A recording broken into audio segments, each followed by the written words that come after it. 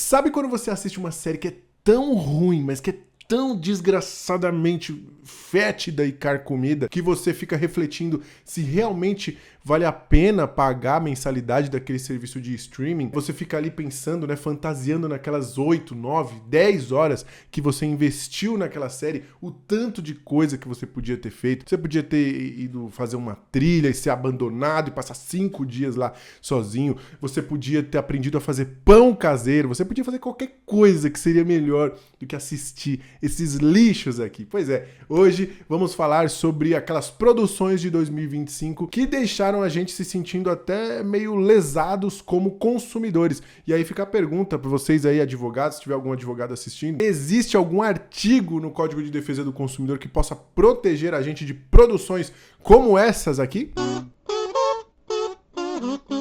Senhoras e senhores, eu sou o Roário Moraes, sejam todos muito bem-vindos ao meu canal e não reparem a bagunça. Nossa, faz tempo que eu não falo isso, né? Tava com saudade de gravar, voltei, porque o que acontece, gente? Eu tenho um pequeno problema. Na verdade, eu tenho vários problemas, né? Mas esse daqui é complicado. Eu tenho muita dificuldade em largar uma série que eu comecei a ver ali, primeiro episódio, já achei uma porcaria o piloto, e eu geralmente tendo a ver até o final, fico insistindo no erro ali, uma coisa quase síndrome de Estocolmo mesmo, né? A grande vantagem é que isso me dá insumos para fazer uma lista como essa, as 10 piores séries de 2025. Para fazer essa lista, eu levei em consideração séries que são realmente ruins, aquelas que foram difíceis de assistir, sabe? Que a maratona foi pesada, arrastada. Séries também que tinham muito potencial, e aí o contraste entre o potencial, expectativa e o que elas entregaram. E séries que foram uma grande porcaria mesmo, ao ponto de quase serem engraçadas de maneira involuntária. Então essa aqui é a minha lista. Faça a sua lista aí nos comentários e vamos mergulhar agora. Contudo, vamos mergulhar de cabeça no chorume, começando aqui com algumas menções honrosas, sabe? Aquelas que quase entraram, aquelas que decepcionaram um pouco, que deram uma leve rateada, então fica aqui como puxão de orelha. Começar puxando a orelha aqui de Rex, agora a 4ª temporada, ela vem de uma 3ª temporada incrível, assim, memorável, deixou ali um gancho sensacional, mas a sensação ao assistir essa 4ª temporada é de que a gente tá andando em círculo, que a história se repete, os dilemas se repetem, eu fiquei com a sensação de que eu já tinha visto aquilo ali, então fica o puxão de orelha para Rex. Puxão de orelha também para o reality Final Draft, seleção final. Ele é legalzinho, mas ele soa muito como uma versão genérica de A Batalha dos 100, só que com menos dinheiro e menos criatividade nas provas. A 7ª temporada de Black Mirror, que é bem esquecível, os episódios são muito fraquinhos, com exceção de um episódio, que é o episódio Eulogy, que é aquele que o cara viaja ali nas fotografias. Esse episódio salvou a temporada de entrar nessa lista aqui. Mas, ó, atenção, hein? Vamos melhorar aí. E fechando nossos puxões de orelha, Chespirito Sem Querer Querendo, que foi uma série... Não é uma série ruim, e ela é divertidinha até de assistir. Confesso que a cena final dela me emocionou bastante, mas ela tem um grande problema. Ela é a biografia mais chapa branca da história. Como foi a família, né, que estava ali envolvida nessa produção, a gente tem aqui um protagonista imaculado, quase irreal. Então isso atrapalha um pouco a experiência, acho que podia ser mais corajosa. Espero que os showrunners estejam vendo aqui esse vídeo para que eles melhorem essas produções para as próximas temporadas. Vamos agora oficialmente entrar na nossa lista de piores séries de 2025, aquelas que mais jogaram o meu tempo no lixo. Lembrando que essa lista é sem spoilers, então você pode ver de boa já para saber o que você vai evitar, aquela que você ainda não assistiu, você já pula e passa longe dela, porque nós vamos começar na 10ª posição com ela, a 4ª temporada de The Bear. Você lembra que teve uma temporada em 2025 de The Bear? Talvez você não lembre, eu só lembrei porque eu assisti agora há pouco, eu acabei de terminar a temporada, porque eu demorei o ano inteiro para conseguir superar cada um dos episódios. Essa era a dificuldade tão arrastada, tão sem sair do lugar, desinteressante, a série tá desinteressante. Eu acho que o grande problema dela é que os personagens que antes eram tão carismáticos e que a gente era tão conectado e apegado a eles perderam o molho, sabe? Eles perderam aquela coisinha que era tão fascinante em cada um deles. Eu acho que personagens como a Cid, o Carme, eles estão chatos, irritantes de ver. E eu não vou nem falar dos FEC, que quando eles apareciam na tela eu já revirava o olho, porque o que antes era engraçado, né, aquela coisa meio caótica deles ali, parece só forçada agora. Parece que eles estão tentando repetir uma fórmula que já tá gasta, que já não funciona mais. Tirando algumas exceções, eu acho que o Primo, por exemplo, é um que tem um dilema durante a temporada que é muito interessante. Assim, o Primo é o melhor personagem dessa série, não tem como. O Ebrahim tem também um arco legal. E a Tina, eu gosto da Tina, apesar dela não ter muito o que fazer aqui nessa temporada, quando eu vejo ela, sei lá, eu simpatizo com ela, eu acho que ela é massa. E a série, no geral, eu acho que ela deu uma decaída em todos os aspectos, assim, eu acho que a montagem tá pior, eu acho que a direção tá pior, o uso da trilha sonora também acho que tá pior. E o que me chamou mais a atenção é como a série perdeu aquela sutileza. E agora a gente tem, por exemplo, o dilema da Cid, né? Se ela fica ou não fica no restaurante e tal. Essa trama a gente acompanha durante a temporada inteira. Então eles ficam martelando aquilo. A gente já entendeu que ela tá com dificuldade, ela tá dividida. Ótimo, isso já ficou claro no primeiro episódio. Mas aí eles ainda fazem uma sequência de sonho, onde ela tá dentro do sonho e o sonho tá todo caótico e ela sai correndo e ela não sabe pra onde ir. É até bonita, visualmente falando, mas precisava. Eles martelam tanto isso ao ponto de ficar chato, desinteressante. Chega no final, você fica com aquela sensação de poxa, eu acho que eu queria ver mais cozinha, sabe? Eu acho que eu queria ver mais a dinâmica da cozinha, eles fazendo pratos, o restaurante conquistando coisas, e eu acho que nessa temporada isso fica em segundo plano. Fiquei muito com a sensação de que essa temporada é aqueles doces de confeitarias chiques que são lindos, dá até dó de partir, mas aí quando você come não tem gosto de nada, todos eles têm o mesmo gosto, tem gosto de nada, tem gosto de doce de padaria, sei lá. Então pra mim é isso que é essa quarta temporada de The Bear. We could take care of people. We could make it calm. We could make it delicious. We could make people happy. Para de ser chato, filha da... Mas eu ainda acho que se arrumar o temperinho ali, dá pra consertar essa série. Acho que tem coisa boa ainda por vir. Acredito, tenho fé que The Bear vai melhorar. Por isso que eu deixei ela aqui em 10º lugar. É mais pela decepção em relação ao que essa série já entregou. Já o nosso 9º lugar é uma série estreante que eu achei realmente ruim. Estamos falando de A Dona da Bola. Eu caí nessa série aqui porque eu gosto de basquete e achei a premissa dela interessante, né? A gente acompanha aqui a Ayla Gordon, que é uma mulher numa família que é dona de um time de basquete e ela gosta muito de basquete, entende muito de basquete e ela acaba, por alguns motivos lá, se tornando a responsável, a presidente desse time aqui. E a partir daí a gente vai acompanhar todos os dilemas de uma mulher nesse cenário extremamente machista e tudo mais. Uma clara referência aí a Jeannie Buss, que até pouco tempo atrás era proprietária do Lakers, inclusive o time aqui da série é o Los Angeles Waves. E eu achei até interessante que essa série ela tem muita referência a basquete. Você tem que realmente entender do mercado, da NBA, de como funciona ali essa coisa das trocas, do draft, conhecer os personagens e as grandes histórias da NBA, porque eles fazem muitas referências a isso, tem muita piada que gira em torno disso. Então, se você entende desse universo, eu acho que você vai se divertir um pouquinho mais. Mas ainda assim, mesmo eu sendo o público-alvo dessa parada, eu achei o humor, aquela coisa bem americana, rasteira, assim, humor bobão mesmo, sabe? Uma coisa muito bobinha. A Kate Hudson vai andando lá e bate no vidro da quadra porque ela não viu, o vidro tava muito limpo. Umas coisas meio... sabe? Sem gracinha. É uma comédia que não tem graça. Então, acho que esse já é um primeiro problema. O outro problema, e é uma coisa que me incomoda muito em produções de esporte, assim, é que o esporte, ele é filmado, ele é registrado de uma forma muito fake. Eu sei que é difícil de fazer filmagens de esportes, um esporte como o basquete, que é muito dinâmico, né? A bola vai pra lá, pra cá.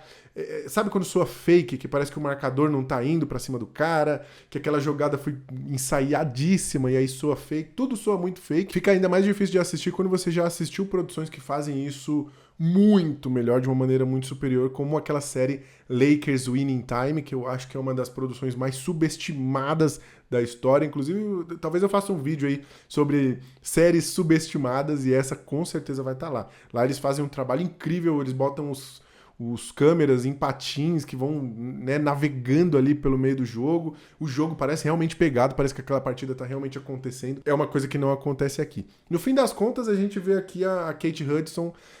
Não sei nem dizer se ela tá mal no papel, mas é porque soa como qualquer outro filme dela, aquela coisa meio comédia romântica, bobinho demais, sem graça demais, e então merece o nosso 9º lugar. Mano, o que é pra fazer com essa bola aqui? Você tem que quicar e sai. Enquanto Dona da Bola pode ter passado despercebido por você, não sei se você ouviu falar dessa série aí, talvez o 8º lugar aqui você tenha escutado falar, porque ela foi um fenômeno no Disney Plus. Estou falando de Uma Mente Extraordinária, mais especificamente a 2ª temporada. Essa série aqui, ela tem uma audiência absurda, velho. Eu até peguei aqui, eu só não entendi se foi da 2ª temporada, mas fala aqui que o primeiro episódio acumulou cerca de 12 milhões de espectadores, levando em consideração TV, Hulu e o Disney Plus, só nos Estados Unidos. Então muita gente assiste esse negócio aqui. Essa série aqui, ela conta a história da Morgan, que é uma faxineira que tem altas habilidades, ela trabalha ali na polícia, e ela começa a anotar lá no quadro e tal, dá umas dicas, e começa a resolver crimes. Então ela é convidada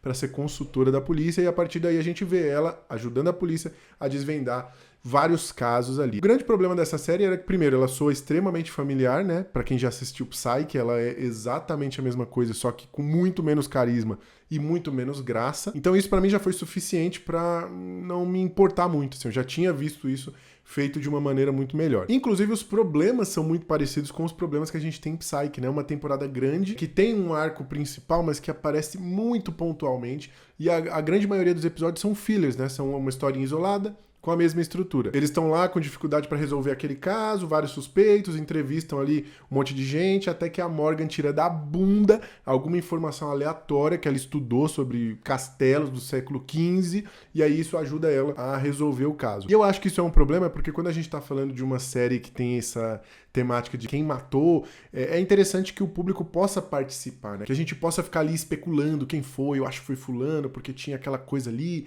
eu acho que foi fulano porque ele falou de determinada forma. E aqui é difícil a gente participar, porque ela sempre acrescenta um elemento no final que nunca apareceu. Inclusive ela acha coisas que a perícia não viu. Aliás, você vai ver aqui o trabalho policial mais porco já feito na história da televisão. E aí a única coisa que é realmente interessante nessa série é o drama pessoal da Morgan, mas como eu falei, isso aparece muito raramente e acaba o episódio sendo essa coisa sem graça, vazia, com pouco a dizer, que eu acho, inclusive, que essa coisa de ser uma série que você pode assistir tranquilamente mexendo no celular, já que ela não te convida a participar, ela não te instiga, você não precisa pensar muito, porque quem pensa é a Morgan. Eu acho que isso é uma das características que faz dela ser o fenômeno que é, não tirando os méritos dela, mas hoje em dia o público geral tá cada vez querendo as coisas mais mastigadas, querendo pensar menos, querendo fazer tudo que pode enquanto assiste. Então essa é uma série perfeita para isso, mas eu não consegui gostar. Eu sei que ainda não estão totalmente convencidos da minha teoria, mas espero que isso esclareça tudo. Que merda, hein? Que merda, hein, gente? Que merda.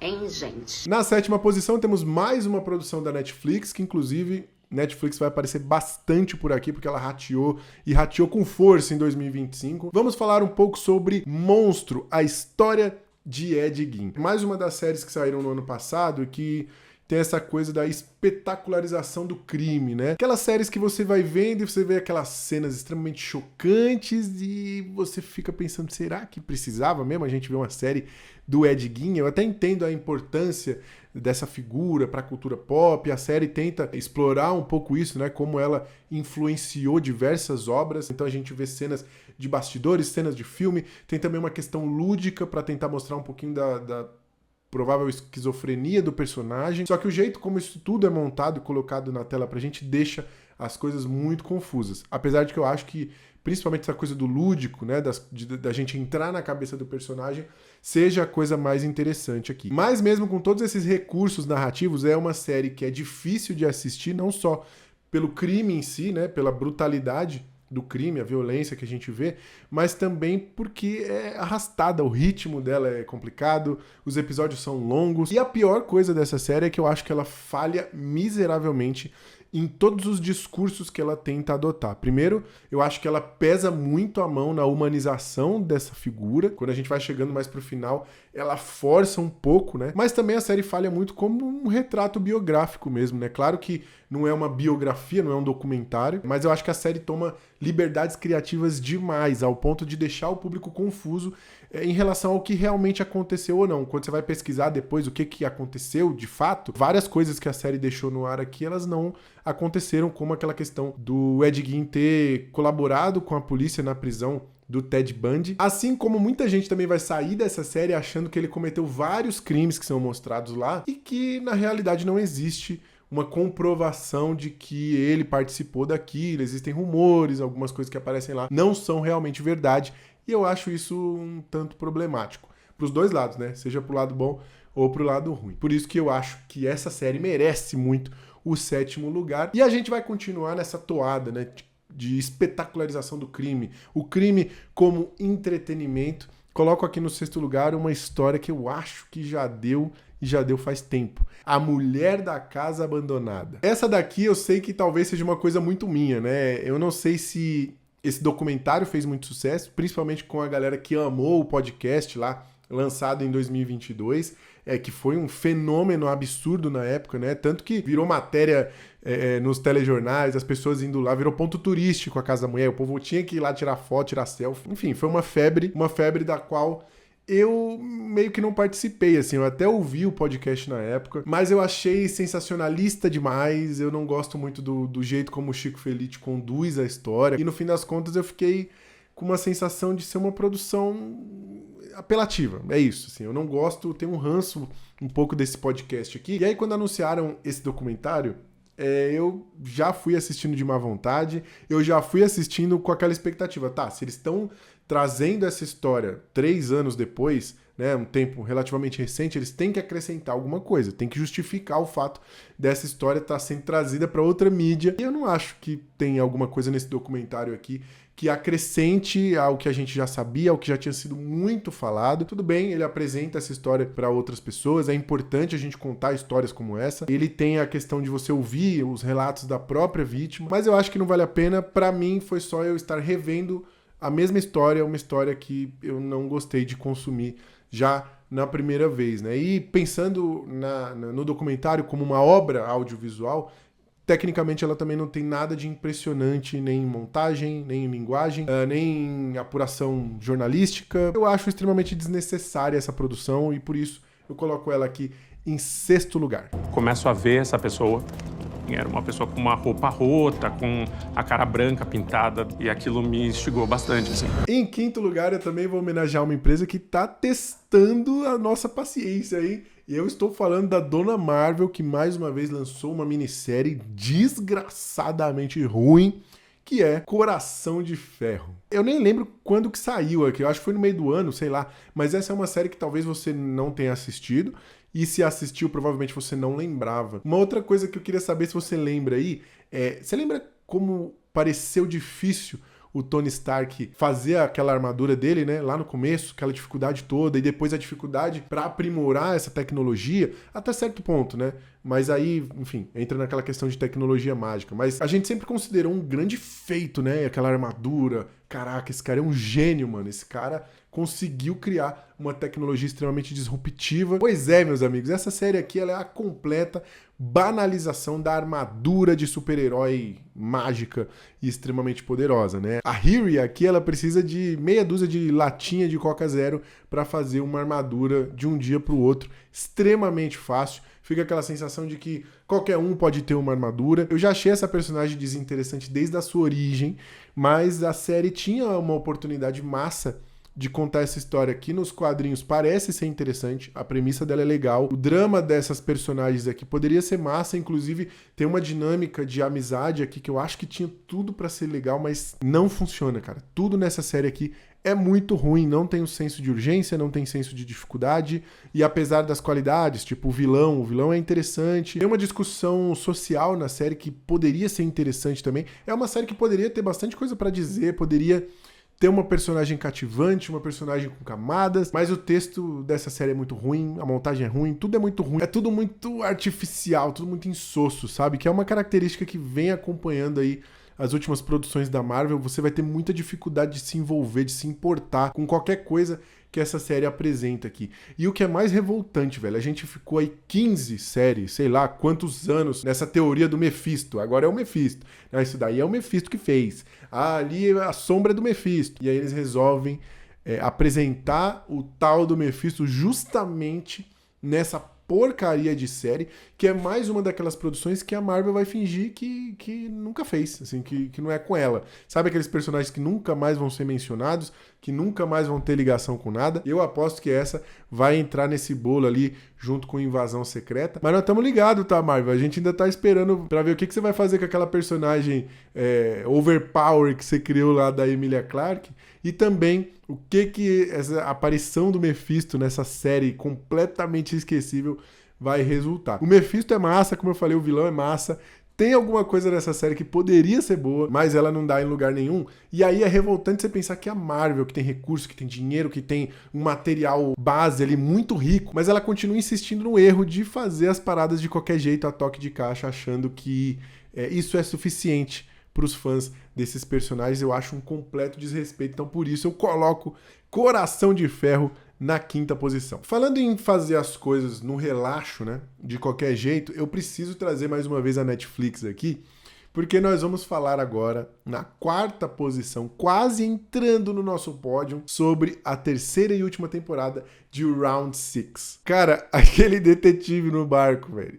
3 temporadas, esse desgraçado investigando esse negócio pra nada. Isso eu acho que resume o desfecho de Round 6, e o que me deixa mais puto, não que Round 6 seja uma série da minha vida, ou que eu esperava que seria, né, um dos melhores finais de todos os tempos, que deixaria um grande impacto na sociedade e na indústria cinematográfica. Não é isso, eu acho que seria uma expectativa até injusta, né, com essa série. Mas, ao mesmo tempo, a gente precisa admitir que essa série, que foi um fenômeno e que fez a Netflix ser quem é, porque foi uma das grandes produções que ajudou na capilaridade da Netflix, e da Netflix chegar, virou a Coca-Cola dos streams, né? Tá em todos os países, mas ela não tá muito preocupada em cuidar bem de suas propriedades intelectuais, né? Ela tá mais preocupada com os contratos de licenciamento. O Round 6 vendeu produto pra caramba, e isso é o que importa. O que eles vão contar ali, tanto faz. Tanto que o próprio criador de Round 6 não queria fazer mais temporadas. E eu quero dizer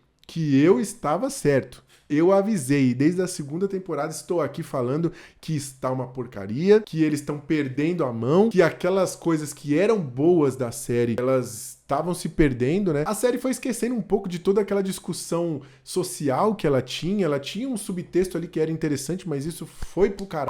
Eu acho que ainda tem algumas coisas boas. Essa última temporada teve algumas ideias boas. Eu gosto muito do protagonista, do Jihan. O ator, ele é incrível. O ator que faz o vilão também é muito bom. Tem uma outra coisinha legal aqui. Mas essas coisas não são suficientes pra entregar um final digno, tanto pra esse personagem quanto pra essa série, né? Ficou uma sensação muito de que eles fizeram a série de qualquer jeito só pra mostrar que teria um spin-off. A gente vai ver um monte de versões de Round 6 mundo afora, mas depois de uma temporada dessa, dá vontade de ver, você fica animado pra ver mais Round 6. Eu não tenho o menor interesse de voltar, ainda mais se a gente tiver um texto, né? Se a gente tiver um roteiro fraco, feito de qualquer jeito como esse. Me incomodou demais as conveniências, aquelas coincidenciazinhas que você fica, nossa, caramba, o personagem estava justamente aí, né? O personagem chegou justamente nessa hora. As questões que não foram respondidas, os personagens serem extremamente unidimensionais, né? Isso também incomodou demais. Tipo, o vilão, ele é vilão porque ele é ruim. O mocinho, ele é mocinho porque ele é bonzinho.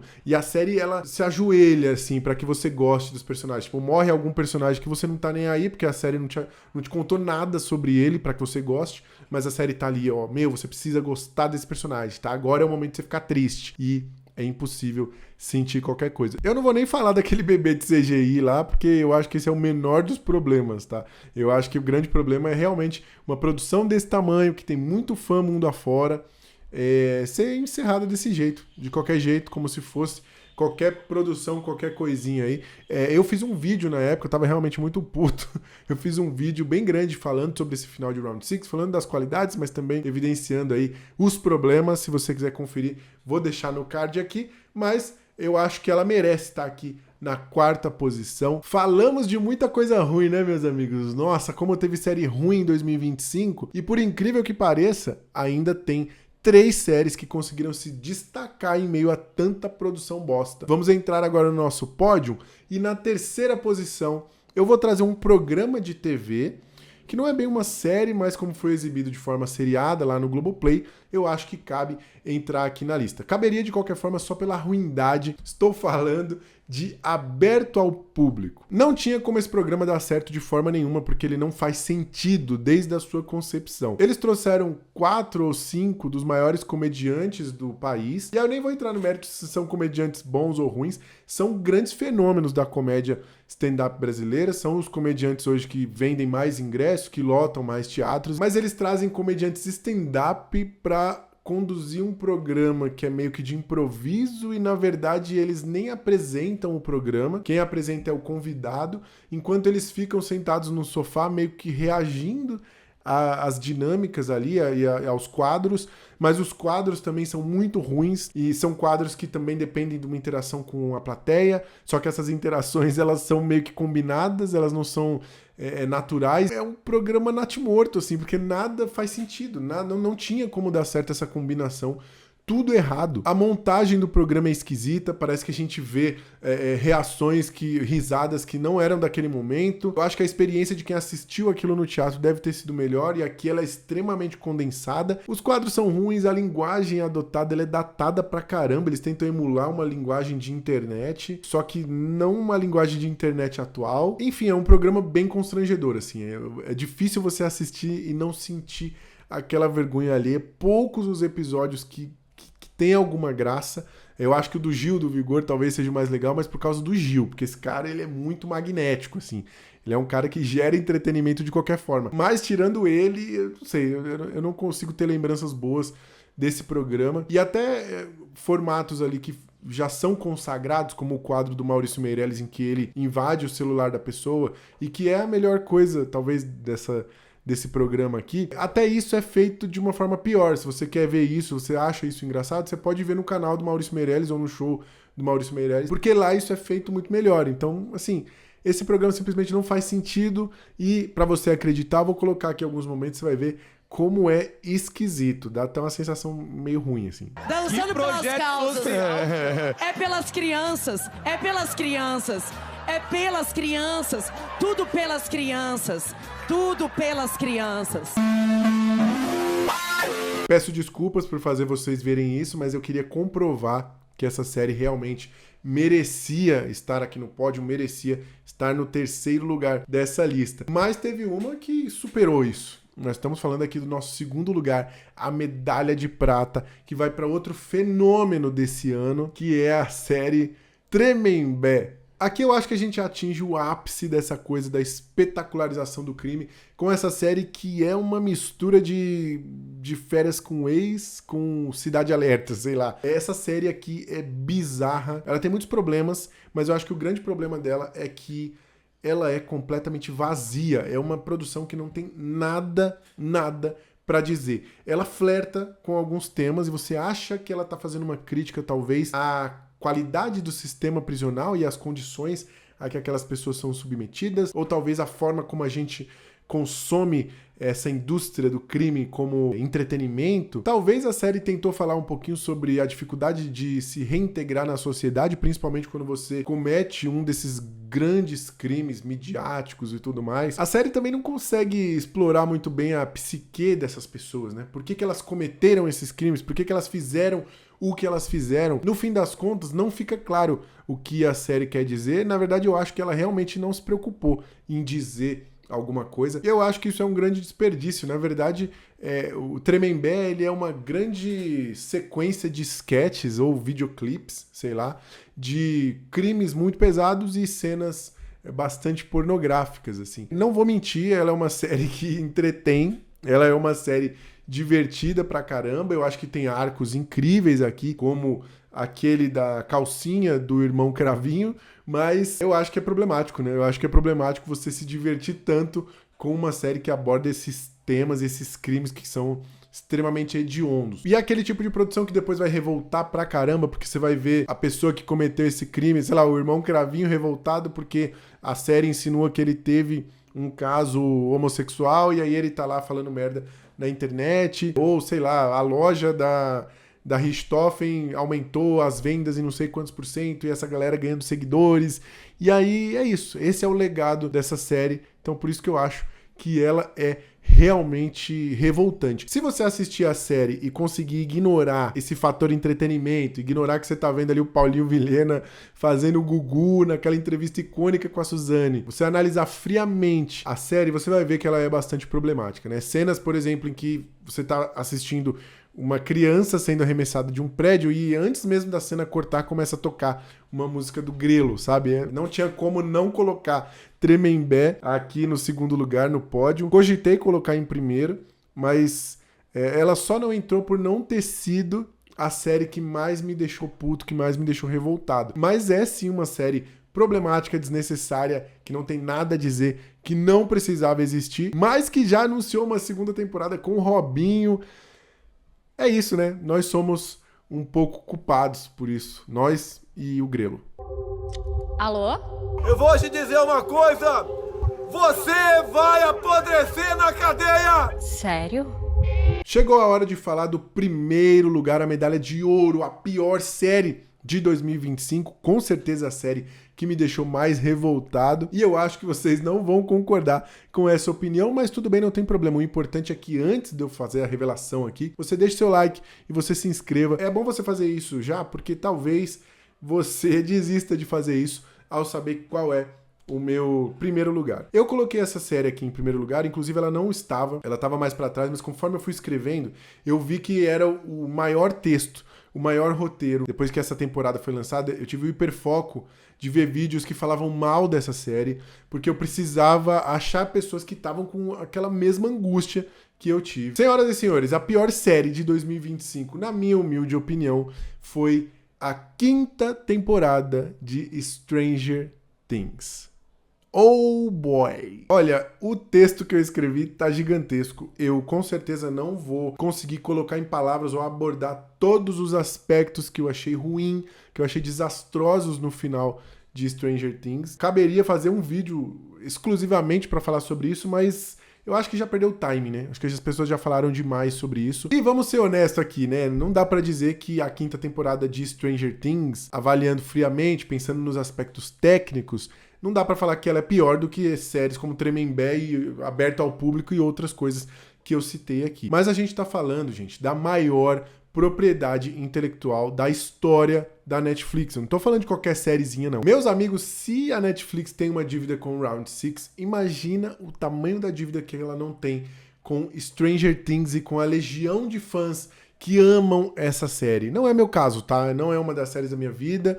Assim como Round 6, não é uma série que eu achei que, sei lá, ia entrar pra história como uma das melhores séries de todos os tempos, mas eu acho que a Netflix foi extremamente desrespeitosa com os fãs, com esse legado, com essa produção que, como eu disse, ela deve muito. E aí, cara, se você parar pra pensar que eles tiveram 3 anos pra escrever esse negócio, eles tiveram 400, sei lá, mais de 400 milhões de dólares pra fazer. Pra você ter uma ideia, os maiores blockbusters, Avatar, sei lá, Vingadores, não tiveram esse orçamento. Eles podiam contratar quem eles quisessem, eles podiam pagar pra ter qualquer diretor, qualquer roteirista. A gente tá falando do projeto da vida dos Duffer Brothers, tá ligado? Eles sabem que esse é o projeto da vida. Tudo que sair daqui pra frente que tiver a assinatura Duffer Brothers vai ser dos mesmos criadores de Stranger Things. E eles conseguiram fazer esta merda, cara. É revoltante. Se você gostou, se você tá satisfeito com esse final, ótimo. Eu acho que ninguém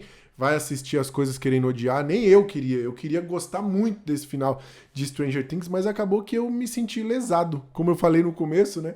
Eu me senti lesado como consumidor, como assinante da Netflix e como alguém que acompanhou essas 5 temporadas e que tem um carinho por esses personagens. Não tem como você não ter apego a essa galera aí, mas é inacreditável o que eles fizeram aqui. Vocês têm ideia que surgiu uma teoria, Conformity Gate, né? Eles apelidaram essa teoria, de que, na verdade, esse final, esse último episódio era uma ilusão que o Vecna estava fazendo e que o verdadeiro episódio seria um episódio secreto lançado depois ali. Nem os fãs acreditaram que esse era o final de verdade. Você tem noção? Tem noção? Olha o nível de porcaria que os caras entregaram pra gente. Pô, na moral, mano, A galera forçou tanta barra pra passar o pano pra essa temporada aí que eu vi criador de conteúdo falando assim, não, mas é porque a série ela se inspira em produções dos anos 80. As produções dos anos 80, nenhuma fazia sentido, os roteiros eram tudo zoado. Por isso que a temporada é assim. Porra, mano, sério mesmo? Eu tenho uma teoria e pra mim é a única explicação plausível pro roteiro dessa temporada ser tão merda, assim. Eu acho que eles apartaram todos os roteiristas pra redigir os contratos de produtos licenciados, porque isso essa temporada conseguiu, meu irmão. Todas as marcas tinham parceria com Stranger Things, todas, até aquela Nut Bavarian, sabe aquela que tem em shopping, que é de castanha, que nunca tem cliente nenhum, deve ter cliente no mundo invertido, eu nunca vi ninguém comprando naquela porra, mas ela tinha parceria lá, tinha anúncio de Stranger Things. É a única explicação, velho, porque nossa, porque qualquer um escreveria um roteiro mais decente pra esse final aqui. Eles cometem alguns erros aqui grotescos e inexplicáveis. Regras que eles tinham estabelecido antes não valem mais. Acontecimentos de temporadas passadas são completamente esquecidos aqui, ao ponto de situações não fazerem sentido mais. Tem muito problema, tá? Tem problema de CGI em alguns momentos, aquela tela verde gritando. Eu acho que tem problema de atuação, acho que as atuações aqui de boa parte do elenco é medíocre, não vou botar a culpa só na Millie Bobby Brown. Ela tá mal sim, ela tá no automático, mas boa parte do elenco tá assim. Tem uns momentos que são muito vergonha alheia, que você fala, nossa, a pessoa nem tentou aqui. Mas a grande bomba é o roteiro. Roteiro fraco, sem coragem, que não responde um monte de coisa, deixa um monte de coisa em aberto. Diálogos extremamente expositivos, mas assim, expositivos de beirar o ridículo. Personagens do nada tirando insights extremamente mirabolantes porque tá no roteiro, eles precisam dizer aquilo, mas não faz sentido. O cara olha uma pipoca e fala, olha, eu acho que a gente tem que dar um choque no Demogorgon. Cara, mano, é muito ruim aquela coisa deles pegarem objetos. Tá vendo essa garrafa? Essa garrafa aqui é o Will. E é triste demais porque você vê aquelas dinâmicas em grupo que antes eram o coração dessa série, era o charme dela, né? O grupo junto ali tentando bolar uma solução e eles brigando, e aqueles cortes rápidos e um dando respostinha pro outro. Ficou brega, ficou ridículo só, ficou vergonha alheia. É só triste, assim. Eu tô fazendo esse vídeo desanimado aqui, lembrando das cenas, né? O que foi aquelas piadas de pinto que eles fizeram, velho? Vocês já chegaram no pau? Estamos no pau. Só tomara que não esteja muito duro. E se tiver, eu vou amolecer ele. Sem contar que, assim, não tem senso de urgência, não tem senso de perigo. Você tá na temporada final, cara. Cadê as consequências? Nada parece que resulta em algum lugar. Os personagens não parecem preocupados. Os personagens estão fazendo piadinha. Aquela cena do Will, né, revelando lá o grande segredo dele, aquela grande questão. Pô, a série investiu tanto nisso. É até bonito, mas ao mesmo tempo, o que aquela galera tá fazendo ali? Por que eles estão falando daquilo naquele momento específico? Tipo assim, o mundo tá acabando, tá ligado? Eu acho que eles tinham que ter falado isso em outro momento. Aí você fala, não, mas é porque ele não podia ir com essa vulnerabilidade enfrentar o Vecna, porque o Vecna tinha mostrado pra ele.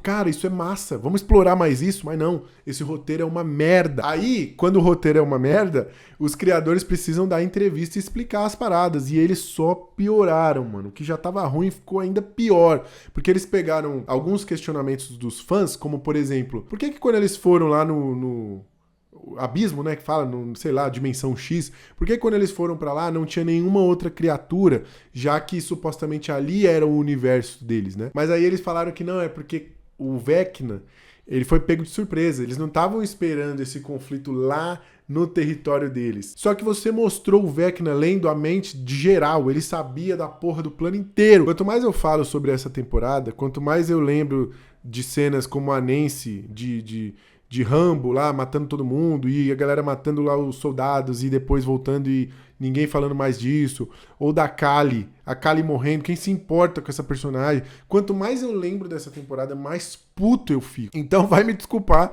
nenhuma das outras séries, quando eu falo delas, me traz esse sentimento. E o que é mais revoltante é que a cena final é muito boa, só que pra mim ela teve muita sensação daquele gol que a gente fez no 7-1, tá ligado? Um gol que não serve de nada, que não vai salvar a gente, que só vai fazer a gente olhar de novo pro placar e ficar mais deprimido, porque é isso, as cenas boas desse final de Stranger Things, elas só foram um lampejo do que essa temporada poderia ter sido, mas aí a gente tem um contraste entre esse final que foi muito bonito, que você sente o peso da despedida, você vê que a emoção dos atores ali, ela é real, né? Os atores estão se despedindo também daqueles personagens. Lindo, tocante pra caramba. Só que você tem uma jornada que até aqui foi pífia, foi ridícula. Eu queria muito ter amado como algumas pessoas, ou ter tolerado como outras. Que bom que você é uma dessas, se for o caso, continue passando seu pano aí. Eu não consigo, velho. Eu realmente fiquei muito puto. Eu acho que esse final é uma vergonha, é um desrespeito ao que essa série representa aí pra cultura pop. E eu deixo, então, a 5ª temporada de Stranger Things em protesto como a pior série de 2025. É isso aí, tô leve, eu acho. Vou tentar agora parar de assistir vídeos falando mal de Stranger Things. Não quero mais falar sobre isso, porque realmente desperta sentimentos vingativos em mim. Mas eu quero saber o que você achou do final de Stranger Things, o que você achou dessas outras séries. Você assistiu alguma série bosta em 2025? Conta tudo pra mim aí. E vamos torcer para que em 2026 a gente tenha a sorte de assistir menos séries como essas daqui. Obrigado por você assistir esse vídeo gigante. Estarei de volta em breve, tá? Um cheiro pra vocês.